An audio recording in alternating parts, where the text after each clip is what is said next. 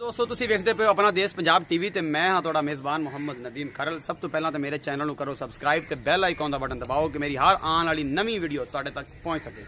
बैल दा बटन जरूर दबा लिया करो कि दिल दे विच टन टन दी जिहड़ी आवाज़ है ना वो जरूर आवे। जो टन टन दी आवाज़ आएगी समझो कि नदीम खरल दी नवी वीडियो अपलोड हो गई है। तुसी बड़ा प्यार मुहब्बत पा के ते तुसी मेरी वीडियो वेट करदे हो, ओहदा बेहद शुक्रगुजार हाँ। ते अजय सिंह साहब इंडिया वाले बेहद सलाम तुहानू कि रोजाना मैनू कॉल करके मेरा हाल चाल पुछदे हो, कमेंट भी करदे हो। बड़े दोस्त करते हैं ਜਿਹੜੇ ਕਹਿੰਦੇ ਨੇ कि यार मेरा भी नाम लै दिया कर, उनका मैनू नाम नहीं याद, मैं ਉਹਦਾ भी लै दिंदा। ਅੱਜ भी बड़े दोस्तों की लोड़ सी, बड़े दोस्त कहते सन कि यार सानू ना एक बाखड़ी मझ की लोड़ है। जनाब तुहाडे वास्ते तुहाडा वीर बाखड़ी मझ लैके आया। मैं ते मेरा कैमरामैन तुहानू बाखड़ी मझ विखा रहे हैं। यह बाखड़ी खड़ी जे, तीसरा सूआ सोना या तीसरा सू पई है।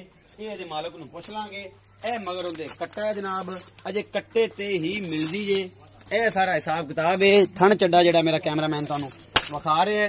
मालक दे बकौल जिहड़ा है जी ए मालक नूं पुछया जनाब, कहंदा जी ए डाइक सिर धारा भी इहदे कोल हैगियां लेकिन देंदी कट्टे नाल है, कट्टे नाल देंदी है। मुंह विखाओ जी पूरा, मैं ते मेरा मुंह भी विखाओ। चंगे उच्चे वजूद दी मझ हैगी है। ए नाल कट्टा है जी, वड्डे वड्डे सिंघां वाला। इधर काका मुंह है, काका इधर मुंह कर बल्लिया जी। ए कट्टा है जनाब। इहदे मालक नूं ओनर नूं पुछदे हैं कि जनाब ए किन्ना रेट है ते की हिसाब किताब है ते दुध किन्ना दिंदी है, सब कुछ पुछने। गब्बन है कि नहीं है, वेली है, बकरी है, जो भी है। आ तुहाडे सामने खड़ी जे ए मझ है जनाब। मैं ते मेरा कैमरामैन विखा रहे हैं जनाब। यासिन साहब आओ खजरा, यासिन साहब आओ। अस्सलाम वालेकुम भाजी। वालेकुम अस्सलाम। थोड़ा ऊंचा बोलना है कि आवाज भी खुल जाए। वालेकुम अस्सलाम। यासिन भाई ये दसो कि जी मझ है दुध किन्ने धारा ने पक्कियां दस? 2.5 किलो धारा दे रही है। 2.5 किलो धारा दे रही है। कट्टे नाल मिलदी है, पैसे तो नहीं मिलदी।